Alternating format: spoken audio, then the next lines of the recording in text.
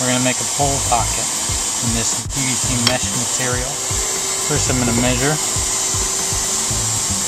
I'll leave enough room for my pole plus about a 2-inch weld. I'm going to fold it over, take my pole out, and set my position.